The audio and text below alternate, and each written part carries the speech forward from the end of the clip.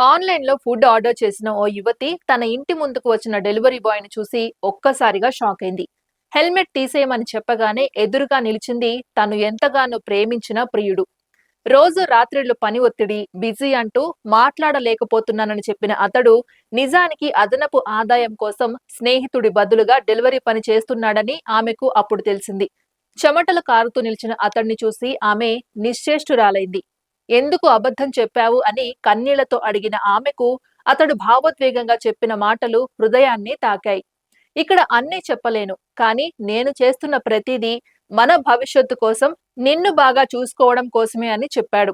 ఖరీదైన గిఫ్టులు, విలాసవంతమైన సర్ప్రైజుల కన్నా ఈ నిజమైన ప్రేమ, నిశ్శబ్ద త్యాగమే తనకు విలువైనదని గ్రహించిన ఆమె అతన్ని కౌగిలించుకుంది. నిజమైన ప్రేమ అంటే కేవలం మాటలు కాదు, లోకానికి తెలియకుండా ప్రేమ కోసం పడే కష్టం, అంకిత భావమే అని ఈ ఘటన మరోసారి నిరూపించింది.